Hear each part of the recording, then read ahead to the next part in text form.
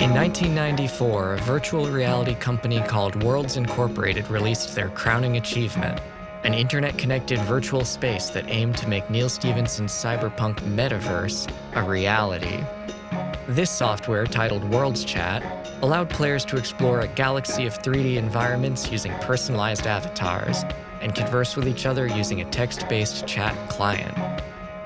WorldsChat launched with a robust set of default areas, including commissioned worlds from the likes of Britney Spears, the New York Yankees, and even David Bowie. But these were only the beginning.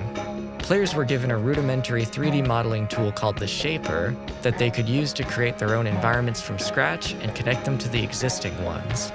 Over time, players molded the game into a vast, intricate network of dreamlike spaces, linked together by secret corridors and obscured portals. Today, the world servers still run, and the decades-old user-generated environments and avatars still exist, but the original players have mostly departed. Decades after the program's launch, it has been rediscovered and repopulated by a new generation. We spoke with one of these newcomers, an amateur archivist operating under the name Gradual Dime.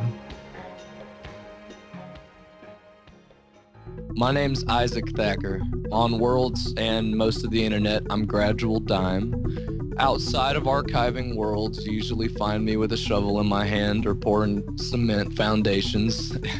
I spend a lot of time here archiving the Worlds and conversations with people that I have here because I really think that while we don't see it now, it'll be very important as we go on in a very digital world to document and make sure that we have a centralized area to keep track of all these places, make it easier to access what is, in my opinion, a breathing museum. In late 2011, somebody posted on 4chan's paranormal board, just with this program and say, X, did you remember WorldsChat from back in the day? Blah, blah, blah. This shit is still active. There's still people that come here. And now that was also at a time where nobody had went and rediscovered this program yet. So that brought a lot of people initially just to see. It was kind of a disbelief too, considering how old these servers are. It became this big point of mystery for a lot of X.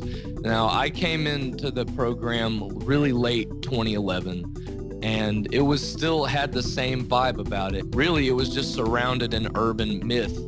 So these explorers started coming in waves, partly because of interest of, what's here, and partly because there was this really spooky element to it. So that continued for a few years. It'd just come and go. You'd have a month or like a big period of 3 weeks where there'd be a bunch of people live streaming Worlds, and you'd have this big bombardment of newbies come in, and we'd all tour them around and show them, and also kind of relay a lot of that urban myth. I left Worlds whenever I moved off to college for the first semester back in 13, and I didn't log in for a solid year. And by the time I came back, there wasn't as much of an interest in it anymore, but it still came back in these random peaks. Unfortunately, you do get some very troll types that come in here and just like to make fun of everybody here and don't really give it a serious look. They just do it because they heard it was creepy, and then they come and it's like, oh, this isn't scary. This is just some 95 chat environment. What the hell is this? It's like, well, of course it is. It's an old ancient chat program, It's like, can't expect it to be like Saw 5. But again, there's been really positive things that have come from all of that way before Chan exploration. You know, I feel like there's been a decent handful of people that came for the mystery and fell in love with the place just like I did. I mean, that's where you have these newer regulars like Waldegrave or Cassian. You know, I had a really good friend named Yuratsuki who is rivaling Jet Janitor in his avatar creation skills, and he can build worlds extremely well, and all because he put the time in to learn it. It was interesting, and he just took it for what it was. And I've always enjoyed every time I've logged in here, because just to get to walk around, it's like the MoMA of digital art in some ways. And it's simple too. It's super simple, and I love that about it. I mean, look, like I'm like a 8-polygon alien right now, and you're a frog on a bicycle with these very simple animations. Like I can dance, maybe I can type on the keyboard, I can sit in a chair or moonwalk. You know, I come back to the people that I've met and got to know because it, like David Bowie said in that interview, you know, there really is something about not really knowing who's on the other end. And I believe that lets those people, like Mountain Bob and Nick from Traveler with the paralytic spinal cord injury, you know, it lets people reassimilate. It lets people communicate uninhibited. You don't have to worry about if you're sending weird body language. You know, you're not anxious about anything. It lets you be who you want to be for a lot of people. And I think that's probably one of the lesser discussed and probably one of the more beautiful aspects of this program.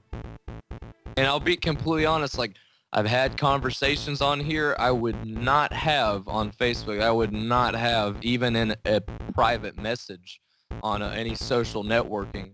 And I think that's true too. Kind of like what I was saying earlier, how I think if there was ever a post-apocalyptic version of the internet, people would retreat to these simple, lesser-known, just text string communication to get those ideas across, you know. And that kind of aided the theory that maybe there was cult activity going on here, which, as long as I've been here and as long as I've poked around, the only kind of culty behavior are behaviors that were spawned for the purpose of being culty behaviors, you know. No legitimate like snuff rings or nothing like that. You know, you're not gonna really find that here, any like legitimate criminal activity. But like there have been, I've had some conversations with users here, like particularly pertaining to, you know, the dark net, and it can get, you know, this is definitely, I would consider this a safe environment just because of how, you know, how little known it is, and how you're not going to monitor, you're not going to really think, oh, let's log the WorldsChat, you know, private messages. Let's go try to log those. It's like, who the fuck gets on Worlds? There's nothing going on there, right? You know, which is, it can be the perfect cover, you know, should you ever need a place to communicate.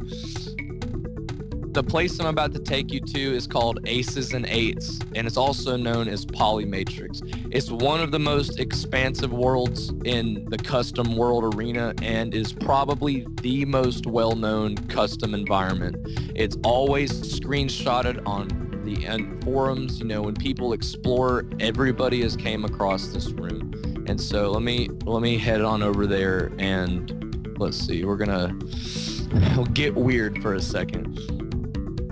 This place was created by a user named Bama Girl, and looking back on an open FTP where this file was hosted originally, the earliest copy of this world has a upload date of like August of 2000.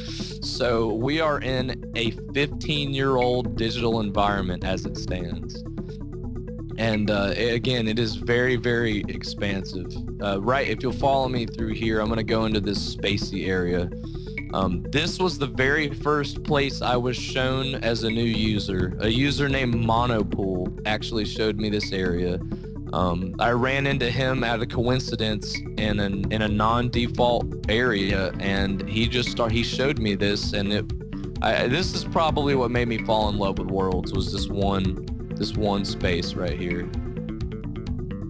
It's crazy, man. You know, this is another one of those things, like the detail and the fact that every rectangle you're looking at was meticulously placed there by somebody. Like just the hours and hours it took to make these worlds are just absolutely it's just mind blowing sometimes. I have one I want to show you that's this one that I made, and it's super simple, and but it's like a 3-roomer. So the name of this world is Old Panda Days. The walls and the floor are all the same image. And I took this picture, or my father did actually, whenever we were at the Dubarry cave system in France. We're looking at a nuclear power plant. That's what that smokestack is. But I just use that to skin everything. Now, if you click on the big space ball or the little one, it'll take you to different rooms. So go ahead and click on the big space ball that's spinning. And this one, I got a lot of GIFs in here. And once they load up, the walls should be tripping out, and there should be a portal at the end. I have a really deep fascination with space, and that's why pretty much every world I have has a space element to it. So they got some planets out the broken windows to look at. And then if you walk to the end of this hall through the big diamonds, it'll take you to the next. It'll take you back out to the default area, but then we can click on the little guy, and it'll take us to the last room.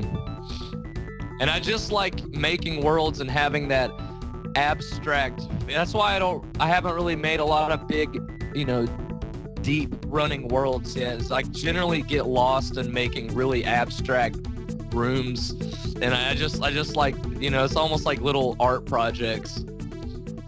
I really would love to see people pick up shaping, so leave behind more worlds than we found it with, for the next wave of people to come and say, oh shit, what is that?